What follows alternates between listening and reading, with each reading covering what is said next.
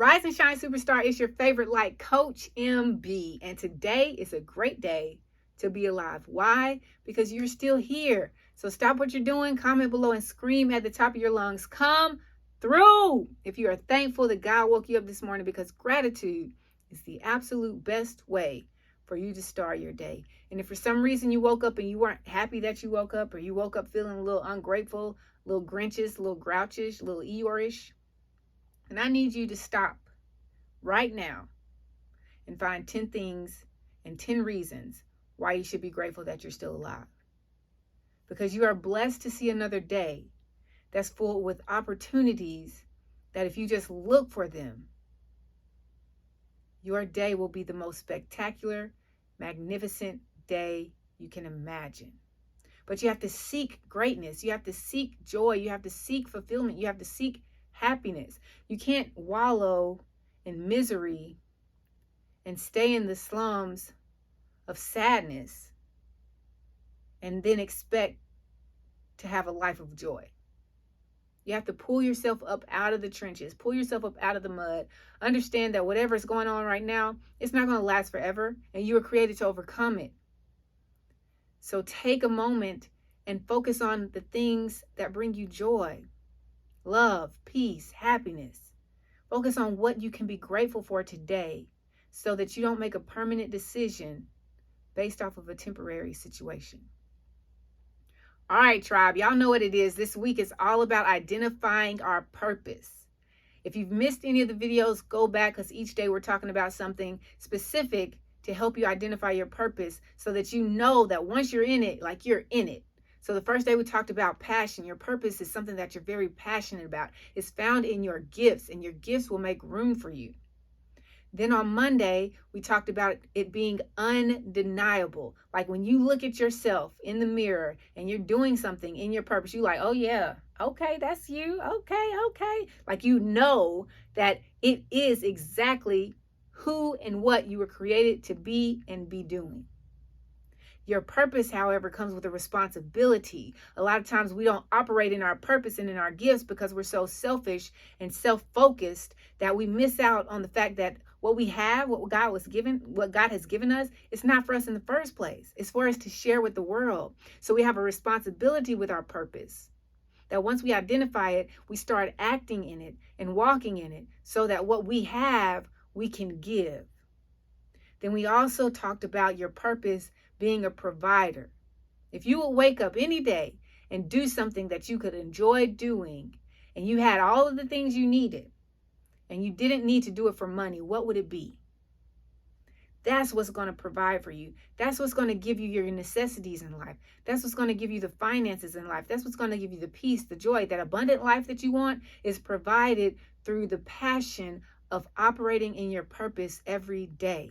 Now today I want to talk to you about obsessing. Because you can't have a purpose and be passionate about it and not be obsessed with it. You just can't. It's just not possible. You can have an interest.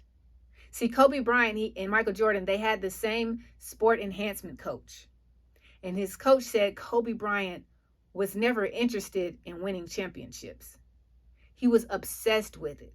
And if you go back and watch some interviews, you'll hear Kobe saying himself that he knew playing basketball and striving to become one of the greatest basketball players in the world, in the history of the game, that was his purpose. And he knew it from a young age. And that's why he was able to stay so focused and disciplined and determined to not only get in the league, but dominate the league and do his very best. So when you can identify your purpose, it's not just going to be fueled by passion. You're going to be obsessed with it. You're going to be so focused on it that nothing can distract you. And one of the definitions of obsess is to exclusively preoccupy the mind. Exclusively. That means you're focused. That means that, you get an exclusive interview. You're the first one who gets the interview. You're the only person who gets the interview. That's what you will do when you're operating in your purpose. You're going to exclusively preoccupy your mind with it. So now you're going to watch things that are going to help you develop the skills that you need to fulfill your purpose. You're going to listen to things that are going to help you develop the skills that will help you get to your purpose and live out your purpose. You're going to be doing things that are going to get you closer to your purpose and living out and walking in your purpose. You're going to consume yourself, your thoughts, your dreams, your wants, your needs, your desires, all with the obsession of your purpose, because it's going to be the exclusive thing that's occupying your mind. Like anything that you do every day, somehow it's going to benefit you as you walk in your purpose.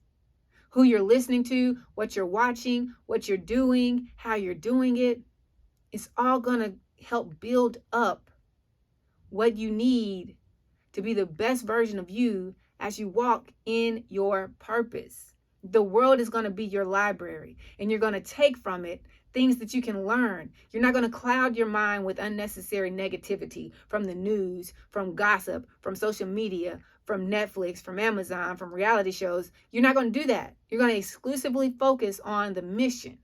And the mission is found in the gift, which helps you get to your purpose.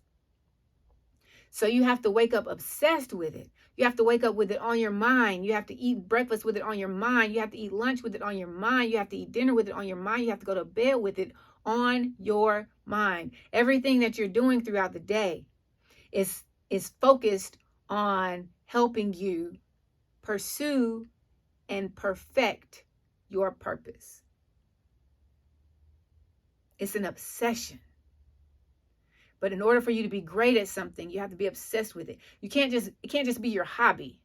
It may start off as a hobby, don't get me wrong, because it's a gift. It's something that comes easy to you and harder to others. So it may start off as a hobby, but once you identify it as your gift, as the gift, as what God created you to do for other people while you're here on this earth, then it translates from hobby to purpose. And in that translation, it changes from interest to obsession. Like you have to wake up thinking about it. How can I better myself today so that I can better my service to the people that I'm going to serve with the gift that God gave me? You got to be obsessed. It's got to be on your mind. It's got to be any conversation that you're having. If it's something that's not fueling your purpose and you can't make your way out of it, then you just got to mute the conversation and stare like you're interested, but focus on what it is that you need to be getting done. But ideally, you want to surround yourself with people who have the same mindset. You want to surround yourself with information that came from the same mindset. You want to surround yourself with stimuli that have the same mental energy. Because when you can focus on what you were created to do, and you can commit to getting better at what you were created to do each and every day, like we talked about yesterday, it has no choice but to be a provision for you. It's the law of nature. It's the law of life. God gave you this seed that has been planted inside of you, and it's your job to nurture it so that it can grow a harvest. But see, you want to hold on to your seed because you have all these doubts and fears and limitations and other people's disbeliefs and all this other crap that's going on in your head, that you won't let it go. You won't come out of the darkness and into the light and share with the rest of the world what it is that you were created to do. When if you started doing what you were created to do, you would be the best at it. Because you would be obsessed with getting better. You would be obsessed with improving. You would be obsessed with giving it your all. Not just going through life day to day like you've been doing, kind of mundane, being mediocre, average. No. Once you identify your gift and you start fueling it with passion, you can't even form your mouth or your mind to think of the word mediocre or average. It's excellence. It's greatness.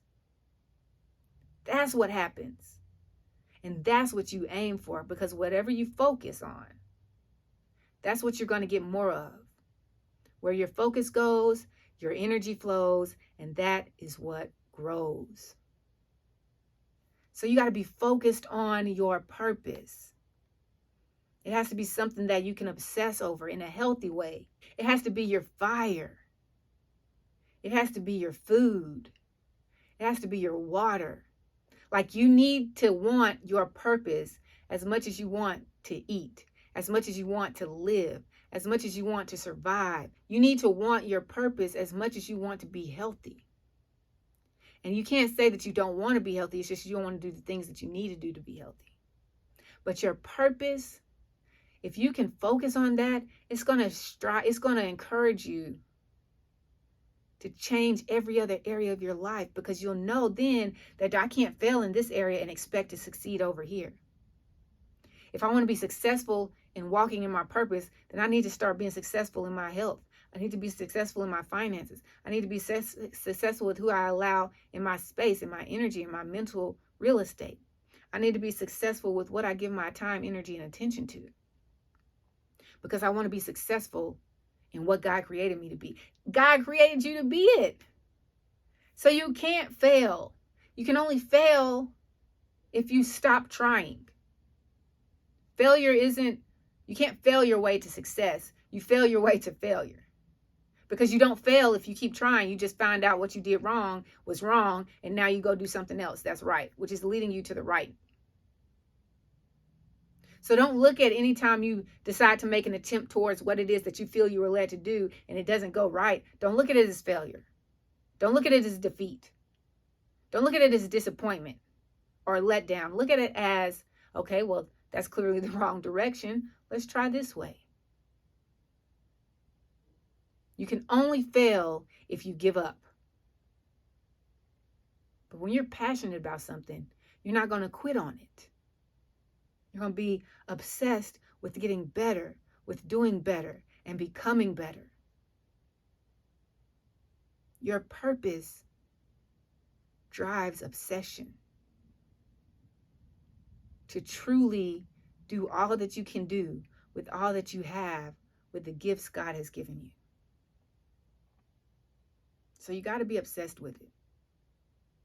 And you got to want it bad enough to be obsessed with it.